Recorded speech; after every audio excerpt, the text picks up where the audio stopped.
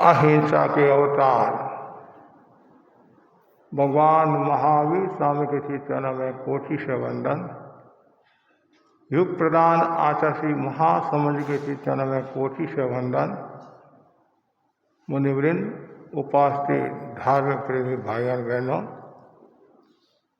संबोध सप्ताह के अंतर्गत आज का विषय है मन शुद्धि के उपाय।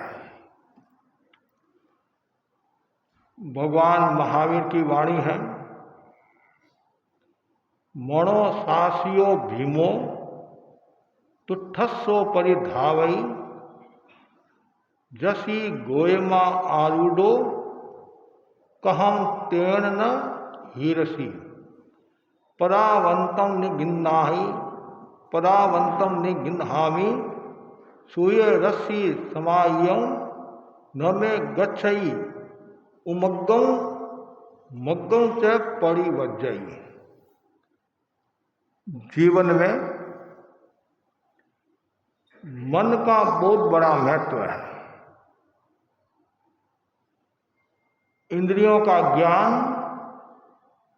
एवं कार्य बहुत सीमित है। विकास का एक महत्वपूर्ण आधार है मन। यदि मन को साध सके, उसे बांध कर रख सके, तो मन सुख का कारण बन जाएगा।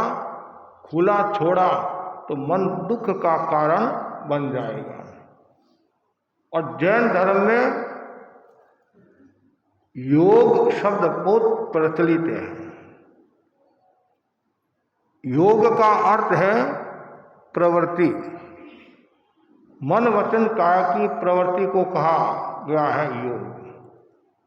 ऐसे योग दो प्रकार का भी बताया है, द्रव्य योग और भाव योग। द्रव्य योग से तात्पर्य है मन रूप में परिणत होने वाले पुद्गल द्रव्य मन कहलाते हैं। लब्धि एवं उपयोग में परिणत होने वाले भाव योग कहलाते हैं। द्रव्य योग अजीव है, भाव योग जीव है। तो यहाँ बताया गया है मन की प्रवृत्ति हर व्यक्ति समझ नहीं पाता है। काया की प्रवृत्ति हर व्यक्ति समझ नहीं पाता है। वचन की प्रवृत्ति हर कोई व्यक्ति समझ सकता है। कारण वचन है दूसरों पर आधारित है, व्यवहार जगत से संबंध रखने वाला है। और मन और काया व्यक्ति से संबंध रखने वाला है, स्वयं से संबंध रखने वाला है। तो मन को समझना टेढ़ी खीर है। कब मन आपका विचलित हो जाता है, कब अस्थिर हो जाता है, कब अशुद्ध हो जाता है, पता नहीं चलता। एक क्षण पहले आपका मन हुआ मुझे व्याख्यान में जाना है, जैसी 2-4 छाटें पड़ी, मन अस्थिर हो गया। बरसात है, भीग जाऊंगी, बुखार आ जाएगा और कुछ हो जाएगा। क्यों? मन है। कुछ क्षणों के बाद में एक संवाद मिला, अमुक जगह आपको पहुंचना बहुत जरूरी है, भयंकर बरसात हो रही है, भीग जाओगे आप, आपको पता है नुकसान भी हो सकता है, फिर भी आप वहां जाओगे। मन का खेल है। मन के जीते जीत, मन के हारे हार। मन चंगा तो कठौती में गंगा। ये मन नचाता है, भटकाता रहता है। केवल भोगी लोगों को ही नहीं, योगी लोगों को भी भटकाता है। ऋषि मुनियों को भी भटका देता है। इसलिए कहा गया है, कब हूं मन गगना चढ़े, कब हूं गिरे पाताल, कब हूं चुपके बैठता, कब हूं जावे चाल। ये मन कभी तो गगन आकाश में चला जाता है, कभी ये पाताल, कभी ये चुप बैठता है और कभी ये चुप नहीं बैठता है, चलता रहता है। मन की गति है अटपटी, झटपट लिखी न जाए, और झटपट लिखी जाए तो फटपट ही मिट जाए। मन की गति प्रकाश और विद्युत से भी ज्यादा मन की गति है। आचार्य सूत्र में भी बताया है, अनेक चित्ते खलु अयम पुरुषे, ये मनुष्य अनेक चित्त वाला है, एक चित्त वाला नहीं, अनेक चित्त वाला है।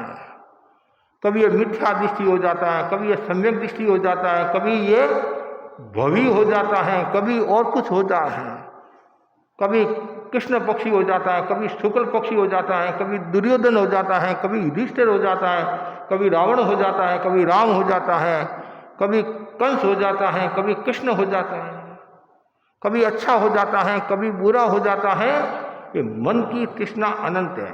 इच्छा तो अनंत है, ये मन की तृष्णा भी अनंत है। साधु बन गया, फिर भी मन में खाने की आसक्ति आ जाती है, पीने की आसक्ति आ सकती है, वस्तु के प्रति आसक्ति आ सकती है। आपने नाम सुना होगा भर्तृहरि का, बहुत बड़े ऋषि मुनि हुए हैं, ऋषि हुए हैं, योगी हुए हैं। राजपाट को छोड़कर संन्यास को स्वीकार किया, अपनी साधना करे हैं और बाजार में से गुजर रहे हैं, हलवाई की दुकान नजर आई, गर्मा गर्म जलेबी निकल रही थी। इतने बड़े योगी थे और मन में जलेबी खाने की इच्छा हुई। हलवाई के पास गया, हलवाई मुझे जलेबी दे दे। हलवाई बोला तुम्हारे बाप की दुकान नहीं है जो फ्री में मिल जाए, तो पैसा तो मेरे पास में नहीं है, तो पैसा तुम्हारे पास में नहीं है तो जलेबी मैं देने वाला नहीं हूं। वो बोला जलेबी खाना, मुझे गर्मा गर्म जलेबी खाना है। हलवाई ने कहा भाई बिना पैसा तो मैं दूंगा नहीं, मैं तुम्हारे को एक उपाय बताता हूं। राजा के द्वारा तालाब खुदवाया जा रहा है, तालाब खुदवाया जा रहा है, और तुम सुबह से लेकर शाम तक वहां मेहनत करो, तुम्हारे को मेहनताना मिल जाएगा, 5-10 पैसा जो भी मिलेगा, और फिर तुम आ जाना, मैं तुम्हारे को जलेबी दे दूंगा। अब भीतर से मांग उठी मुझे जलेबी खाना है। आदमी कुछ भी करने के लिए तैयार हो जाता है। एक बार जिसका मन विचलित हो जाता है, भटक जाता है, न वो बाप को देखता है, न माँ को देखता है, न मर्यादा को देखता है, न संस्कृति को देखता है, न संस्कार को देखता है। चाहे वो कुएं में गिर रहा है कोई बात नहीं, लेकिन मुझे वहां जाना है, जलेबी खाना था। वहां गया, मुझे भी काम करना है, करो। काम किया, श्रम किया और कुछ पैसा मिला। हलवाई की दुकान पर आया और जलेबी ली, बड़ा ही खुश, आज तो जलेबी खाऊंगा। जैसे ही आगे बढ़ा मन बदला, चिंतन बदला, तू साधु है, तू योगी है और क्या भोगी है तू। एक में तो जलेबी और एक में गोबर ले लिया। क्या ले लिया? गाय का गोबर होता है, गोबर ले लिया। तालाब की पाल पर जाकर बैठा। अच्छा, तुम्हारे को जलेबी भा रही है, एक हाथ में जलेबी और एक हाथ में गोबर। जलेबी यहां लेता है और तत्काल तालाब में डाल देता है। इस हाथ से जलेबी ली और इस हाथ से वापिस इसी हाथ से तालाब में और इस हाथ से गोबर लिया और मुंह में डाला, और खा और खा और खा, जितनी जले में आती सारी की सारी पानी में गिरा दी और गोबर था वो खा लिया। तुम साधु बना है, सन्यासी बना है, इतनी तुम्हारी मन की तृष्णा, अनंत तृष्णा, क्यों तू साधु बना, क्यों तू योगी बना, क्यों तुम कुल को लज्जित करा। मन को समझा दिया पुनः और सिद्ध हो गया। दूसरी घटना आती है, सेठ ने भूत को साधा। आप लोगों ने तो नहीं साधा, सेठ ने भूत को साधा। अब भूत तो भूत है, और सेठ ने कहा यह काम करना, एक क्षण भी नहीं लगा, यह काम करना, फटाफट फटाफट फटाफट सब काम हो गया। भूत ने कहा सेठ क्या काम करना है, अभी थोड़ी देर इंतजार करो। इंतजार मैं करने वाला नहीं हूं, तुमने यदि काम नहीं बोला तो मैं तुम्हारे को खा जाऊंगा, मेरा काम यही है। तो शेर था, दिमागी था, और एक खंबा लगा दिया, रोक दिया मतलब, और कहा और जब तक मैं नहीं कहूं तब तक ऊपर से नीचे, नीचे से ऊपर, बस यही तुम्हारा काम है। भूत भी देखता रह गया। तो भूत है तो वो अद्भुत था। ये सारी समस्या मन की है, इसलिए मन की शुद्धि जरूरी है। शुद्धि भी अनेक प्रकार से करते आप। तन की शुद्धि पानी से करते हैं, मन की शुद्धि भी करते हैं, आत्मा की शुद्धि भी करते हैं। आत्म शुद्धि, मन शुद्धि। मन की शुद्धि कैसे करें? जब तक मन की शुद्धि नहीं होगी, आत्मा की शुद्धि नहीं होगी, आत्मा का साक्षात्कार नहीं होगा। मन की शुद्धि का पहला जो उपाय बताया गया है, वर्तमान में जीना। आचार्य महाप्रज्ञ जी ने प्रेक्षा ध्यान में उपसंपदा बताई नहीं, उपसंपदा 5 नहीं, उसमें पहली उपसंपदा कौन सी है? भावक क्रिया। वर्तमान में जीना, जानते हुए जीना, करना, अप्रमत्तता के साथ करना। वर्तमान में जियो। जो व्यक्ति वर्तमान में जीता है वह मन की शुद्धि कर सकता है, लेकिन बहुत कम लोग हैं जो वर्तमान में जीने वाले। अतीत में जीने वाले ज्यादा हैं और भविष्य की कल्पना करने वाले ज्यादा हैं। यहां आप प्रवचन सुनने के लिए आए हैं, वर्तमान में जीने वाले यहां भी कम मिलेंगे। यहां भी संपूर्ण से ध्यान से सुनने वाले कम मिलेंगे। यहां भी नींद आ जाती है, इधर उधर देखने लग जाते हैं, या कोई कल्पना या कोई बाई आ गई उसको देखने लग जाते हैं। कौन आई, कौन सा वेश पहन कर आई है, तो समाई करने के लिए आई है, व्याख्यान सुनने के लिए आई है, बाई को देखने के लिए आई है, वेश को देखने के लिए आई है। क्यों? मन है। अतीत और भविष्य में ये कितनी कल्पना, कितनी स्मृति करता रहता। मन का मतलब ही स्मृति कल्पना है। मन किसको कहा? स्मृति कल्पना को मन कहा। सर्वात ग्राही त्रिकालिको मनम, जो सब ओर से ग्रहण करता है वो मन है। इंद्रियां तो वर्तमान में को जानती है, मन तो 3 काल को जानता है, भटकता रहता है। वर्तमान में जियो, और प्रमत्तता के साथ, जागरूकता के साथ। कोई भी आप प्रवृत्ति करते हो जागरूकता के साथ करो, तो आपके कर्मों का बंधन नहीं के बराबर होगा। जागरूकता है, निर्विद्य प्रवृत्ति है, आत्मा की शुद्धि का लक्ष्य है, तो आप पाप कर्म से बच जाओगे। बार बार कहा जाता है वर्तमान में जियो, वर्तमान वर्तमान वर्तमान, प्रेजेंट में जियो। और जो प्रेजेंट में जीता है वो घर की व्यवस्था भी अच्छी तरह से संपादित कर सकता है, समाज की व्यवस्था भी अच्छी तरह से संपादित कर सकता है, और आत्मा की शुद्धि तो है। वर्तमान में जीना। दूसरा बताया है मन शुद्धि का उपाय पश्चाताप करना, बहुत जरूरी है। गलती सबसे होती है, मेरे से भी होती है, आपसे भी होती है। कोई भी दूध का धोया हुआ नहीं है। अभी वर्तमान में पंचम आर्य में भरत क्षेत्र में एक भी व्यक्ति दूध का धोया हुआ नहीं है। आप कहेंगे क्यों नहीं महाराज? दूध का धोया हुआ कौन होता है? केवल ज्ञानी होता है। एक दृष्टि से केवल ज्ञानी होता है। तो वर्तमान में कोई केवल ज्ञानी नहीं है, मन प्रिय ज्ञानी भी नहीं है, परम अवधि ज्ञानी भी नहीं है, और अवधि ज्ञानी भी बहुत कम मिलेंगे। कोई लाखों करोड़ों में कोई एक आधा को किसी को कोई ज्ञान हो जाए तो अलग बात है। पश्चाताप करना, मेरे से गलती हुई।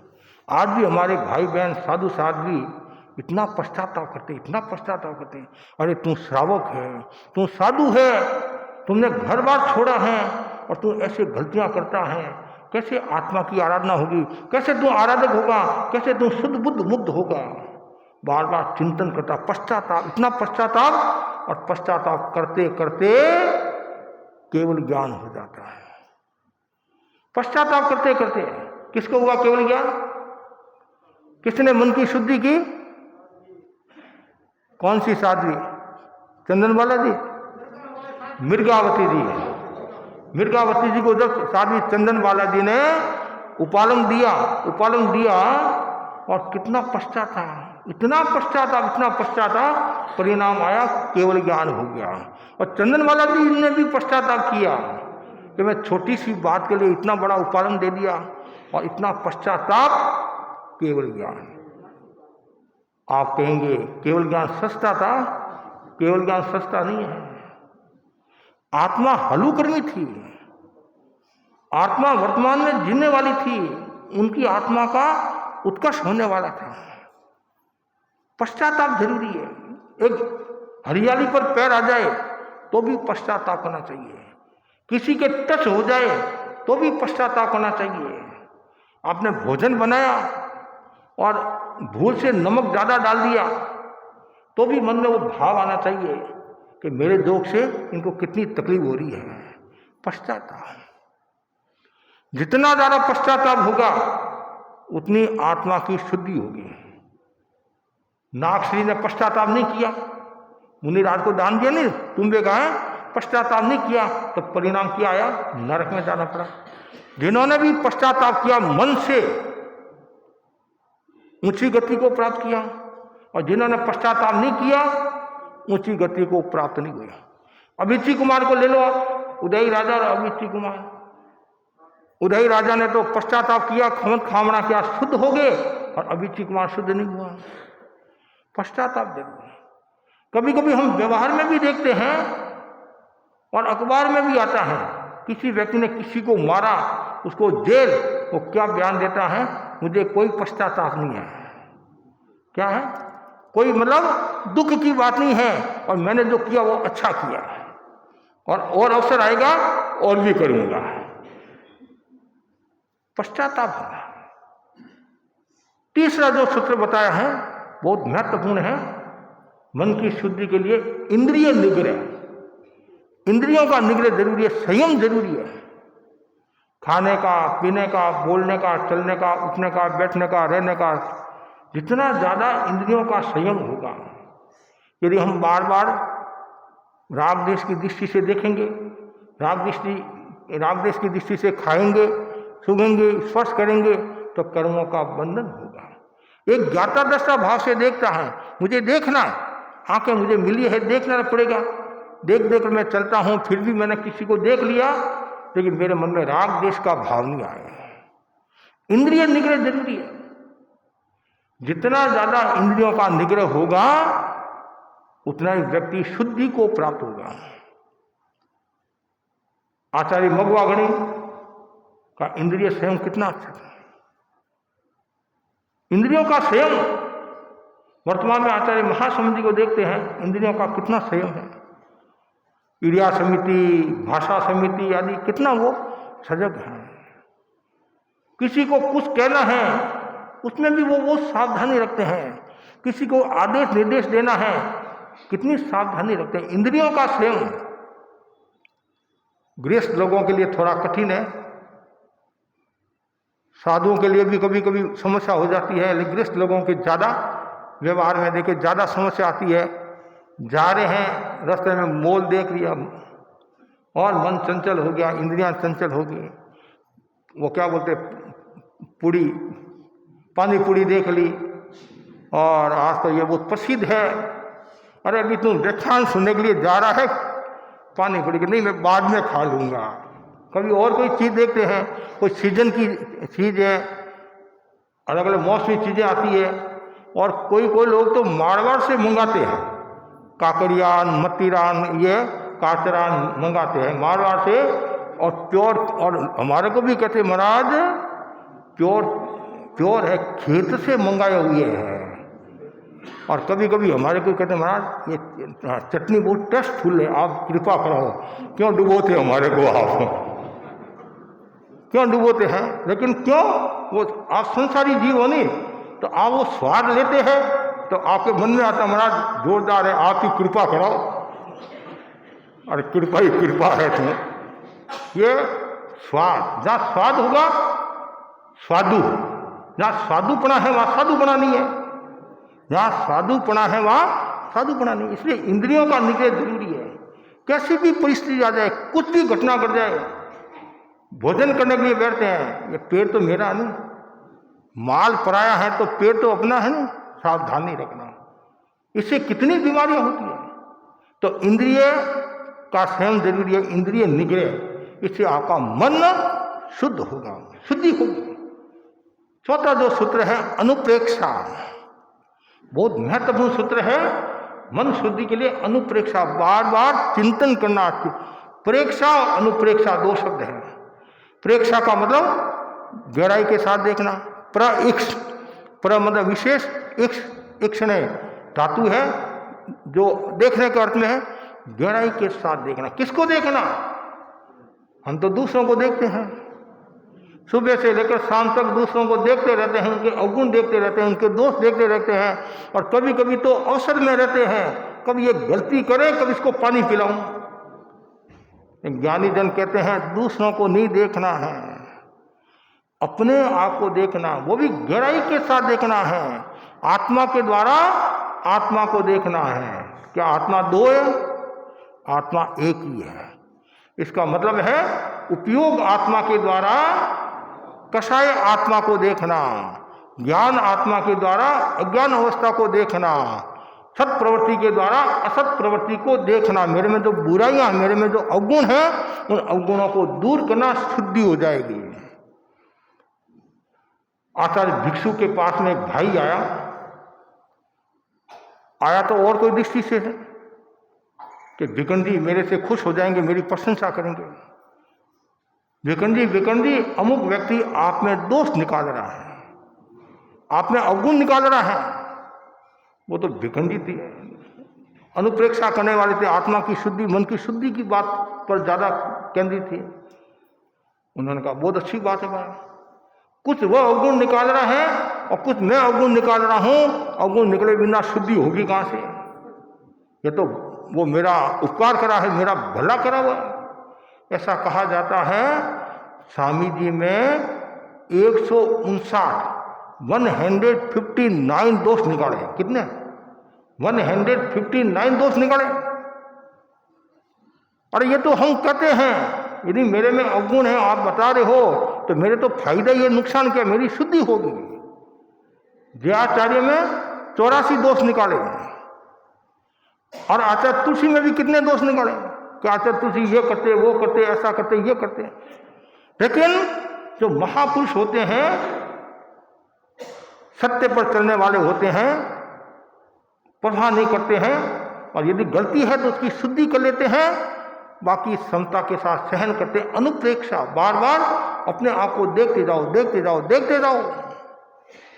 जो अपने आप को देखता है उसकी शुद्धि हो जाती है, और जो दूसरों को देखता है तो एक प्रश्न चिन्ह है। हम दूसरों में इतना समय लगाते हैं, दूसरों की पंचायती इतनी करते हैं, खुद की पंचायती करने लग जाएंगे तो बेड़ा पार हो जाएगा। प्रवचन के बाद में 5-7 व्यक्ति मिल गए, या घर में कोई 5-7 व्यक्ति मिल गए, 5-7 महीने मिल गए, तो कितनी चर्चा करते आप, कितनी चर्चा। सभाभवन में क्या हुआ? कुछ लोग होते हैं सभाभवन में तो नहीं आते, लेकिन निगरानी पूरी रखते हैं। उनके इतने असिस्टेंट होते हैं कि आज सभा भवन में क्या हो रहा है, महाराज के पास में कौन आया है, क्या बात कर रहा है। अरे तू इतनी चिंता करता, थोड़ी आत्मा की चिंता कर लेनी, यहाँ आकर व्याख्यान सुन ले, दर्शन कर ले, बेड़ा पार हो जाएगा। लेकिन मनुष्य का स्वभाव है, एक सभा भवन की बात नहीं है, मंदिर की बात नहीं है, मस्जिद की बात नहीं है, दुकान की बात नहीं है, मनुष्य का स्वभाव है। दूसरों को देखने की बजाय अपने आप को देखते जाओ, अनुप्रेक्षा करो, करते जाओ, एक दिन शुद्धि हो जाएगी। आगे बताया ध्यान, ध्यान के द्वारा भी मन की शुद्धि होती है। आचार्य महाप्रज्ञ ने किताब लिखी ना, मन के जीते जीत, है ना, कितनी सुंदर है। और एक वो है किसने का मन चंचल है, आचार्य महाप्रज्ञ ने किसने का मन चंचल है। वास्तव में मन चंचल नहीं है, हमने मन को बदनाम कर दिया बेचारे को। मन तो नौकर है, मालिक कौन है, चित्त है, स्विच ये मालिक है। पंखा नौकर है, पंखा तो नौकर है, चलाने वाला स्विच है, वो मालिक है। नीचे पंखा होंगे, ऊपर होंगे, कहीं होंगे, क्या चल रहे, नहीं चल रहे, क्यों, कोई हो तो चलेगा, कोई दबाएगा तो चलेगा। तो वैसे ही ये मन इतना है कि कुछ न कुछ गड़बड़ी करता रहता है। तो इसलिए ध्यान जरूरी है। ध्यान के द्वारा हम मन को वश में कर सकते हैं, मन की शुद्धि कर सकते हैं। ध्यान में भी एक दीर्घ श्वास का प्रयोग, निरंतर दीर्घ श्वास का प्रयोग करने से मन की शुद्धि होती है। दीर्घ श्वास का प्रयोग कब करना, हर समय दीर्घ श्वास का प्रयोग नहीं करना। भोजन के तत्काल बाद दीर्घ श्वास का प्रयोग नहीं करना, कुछ समय के बाद, क्यों खाया हुआ होता है। और ऐसे यदि आप सुबह उठकर ब्रह्म वेला में निवृत्ति के बाद में 5 मिनट 10 मिनट यदि दीर्घ श्वास का प्रयोग करते हैं और श्वास को देखते जाते हैं तो धीरे धीरे मन शुद्ध होगा और अशुद्धि बाहर निकलेगी, कचरा बाहर निकल जाएगा राग देश का। एक दीर्घ श्वास का भी यदि आप प्रयोग करें तो आपकी मन की शुद्धि हो सकती है। इसमें इतना पावर है, ये सहज सरल सुबोध है कि श्वास तो सबके पास में है। यहाँ जितने भी भाई बहन बैठे हैं सबके पास में श्वास है कि नहीं है, है नहीं, श्वास सबके पास है, सब श्वास ले रहे हैं। और सही कौन लेता है, गलत कौन लेता है, वो तो आप खुद जानते हैं या कराने वाला जानता है। अब तो फिर भी काफी बदलाव आ गया है। पहले अधिकांश 99% लोग गलत श्वास लेते थे। मूल क्या होता है, श्वास लेते समय पेट बाहर आता है, श्वास छोड़ते समय पेट भीतर जाता है। यह आचार्य महाप्रज्ञ जी ने बताया और साइंस भी बताते हैं। बड़े बड़े जो योगी है वो भी उल्टा श्वास लेते थे। टीचर लोग भी नहीं महाराज आप गलत बता रहे हैं। हम फिर उनको बताते कि भाई ये प्रक्रिया है, तब उनको जाकर समझ में आता है। एक दीर्घ श्वास निरंतर करते जाओ, दीर्घ श्वास करते करते एकाग्रता बढ़ेगी। कि मन की शुद्धि के लिए एकाग्रता जरूरी है। मन की शुद्धि करना है तो एकाग्रता के बिना मन की शुद्धि होगी नहीं। और एकाग्रता के विकास के लिए दीर्घ श्वास का प्रयोग और साथ साथ में खाने पीने का भी संयम, चंचलता का निरोध करना पड़ेगा। तो ये बहुत जरूरी है दीर्घ श्वास का प्रयोग। गहरा लंबा श्वास ले, गहरा लंबा श्वास छोड़े। 9 बार नाभि पर चित्त को केंद्रित कर, 9 बार यहाँ श्वास लिया छोड़ा और 9 बार ही यहाँ नासाग्र पर, ये यहाँ पर। फिर आप देखो चमत्कार होता कि नहीं होता है। ये बहुत पावरफुल साधना का सूत्र है। और एक महत्वपूर्ण मन की शुद्धि क्या बताया है, मंत्र साधना। मंत्र साधना के द्वारा भी हम मन की शुद्धि कर सकते हैं। मंत्र कौन सा, ऐसे तो भौतिक मंत्र भी होते हैं, आध्यात्मिक मंत्र भी होते हैं। मन की शुद्धि में आध्यात्मिक मंत्र की महत्वपूर्ण भूमिका रहती है। उनमें भी केवल आप एक यदि नौका मंत्र का भी यदि आप जाप करें श्वास के साथ, आचार्य महासमुद्र जी फरमाते नहीं, श्वास के साथ में नौकार मंत्र का जाप, श्वास लिया छोड़ा, नमो अरहंताणं, नमो सिद्धाणं, नमो आयर्याणं, नमो उपध्यायणं, नमो लोये सर्वसाहुणं। कितना सुंदर है।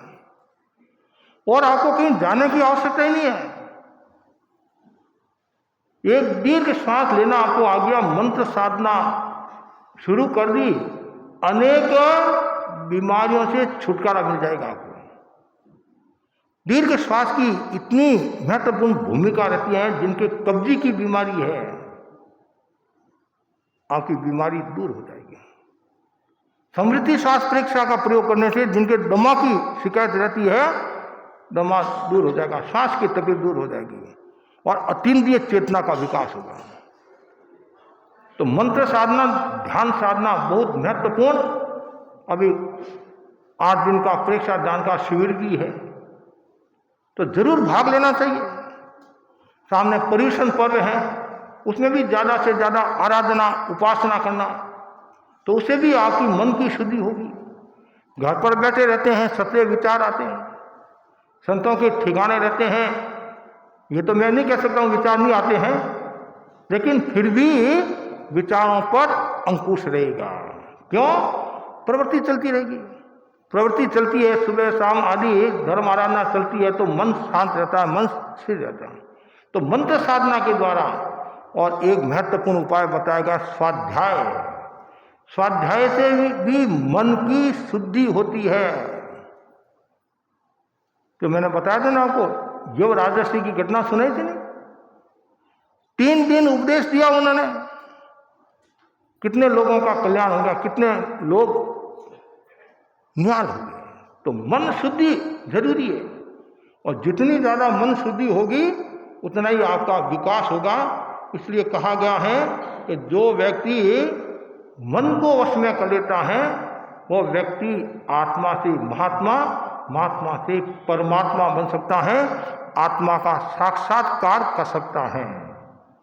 पानी कभी पत्थर नहीं बन सकता है, पानी कभी पत्थर नहीं बन सकता है, और सोना कभी आग नहीं बन सकती है, गेहूं कभी बाजरी नहीं बन सकती है, कागज कभी रत्न नहीं बन सकता है, परंतु मन सब कुछ बन सकता है। कितना सुंदर कहा है, मन सब कुछ बन सकता है। मन बहुरूपिया है ना, बहुरूपिया है। जैसे बहुरूपिया नाना प्रकार का रूप बनाता है, वैसे ही मन भी ये नाना प्रकार का रूप बना देता है। मारो मन बांदरो छे, मेरा मन क्या है? वो बंदर है। तो बंदर मन को वश में करना जरूरी है, उसकी शुद्धि करना जरूरी है। आपने शुद्धि कर ली तो आप निहाल हो जाओगे, नहीं तो बेहाल हो जाओगे। सबका लक्ष्य है निहाल होना, शुद्धि करना। चाहे साधु है चाहे श्रावक है, सबको मन की शुद्धि करना है, और जो मन की शुद्धि करेगा उसका बेड़ा पार हो जाएगा। मन चंगा तो कठौती में गंगा, जैसे मैंने बताया। और स्वर्ग और नरक है कहाँ? हमारे भीतर ही स्वर्ग है और हमारे भीतर ही नरक है, और कहीं नहीं है। मन शांत जहाँ स्वर्ग वहाँ, मन शांत मन क्रांत जहाँ नरक वहाँ, मन क्रांत उपशम से आग बुझा ले तो, उपशम से अब मन का दीप जला ले तो, अब मन का दीप जला ले, और अब मन का दीप जला लो, मन को विमल बना दो। राजा परदेशी की तरह, राजा परदेशी ने मन को वश में किया, शुद्धि की और उच्च गति को प्राप्त किया। जब मन अशुद्ध होता है तो व्यक्ति नरक और तिरेस में जाता है। नीची योनि में जाता है और मन थोड़ा शुद्ध होता है, निर्मल होता है, पवित्र होता है, तो मनुष्य स्वर्ग गति में जाता है। और मन पूरा शुद्ध हो गया, कर्मों का क्षय कर दिया, तो सिद्ध अवस्था को प्राप्त हो जाएगा। तो बस मैं भी इतना ही आपको कहना चाहता हूँ, ज़्यादा से ज़्यादा भाई बहन मन की शुद्धि पर ध्यान दे। तन की शुद्धि पर तो ध्यान बहुत देते हैं, दिन में 2 बार 3 बार 4 बार। कुछ तो ऐसे होते हैं जितनी बार बाहर जाते हैं उतनी बार हाथ धोना, पैर धोना आदि, कहीं हाथ खराब तो नहीं हो गया, आज का कोरोना है, ये है, वो है, कोई गंदगी न है, रोग न लग जाए। चतुराई सावधानी रखना जरूरी है। तन की शुद्धि पर इतना ध्यान देते हैं तो मन की शुद्धि पर भी ध्यान देना। मन की शुद्धि हुए बिना तन की शुद्धि किस काम की, समझे नहीं? आप मन की शुद्धि और तन की शुद्धि नहीं तो भी बेड़ा पार हो जाएगा, और तन की शुद्धि और मन की शुद्धि नहीं है तो कुछ नहीं होगा। तो मन की शुद्धि पर ध्यान देना जरूरी है। और उसके लिए ये जो मैंने सूत्र बताए हैं और साथ में संकल्प, ये महत्वपूर्ण संकल्प शक्ति के द्वारा भी हम मन को शुद्ध बना सकते हैं। विचारों के संयम से भी हम मन को शुद्ध बना सकते हैं। सकारात्मक भाव से भी हम मन को शुद्ध बना सकते हैं। तो ज़्यादा से ज़्यादा भाई बहन मन को शुद्ध बनाने का लक्ष्य रखें। इसी आशा के साथ ओम आ रहा हूँ।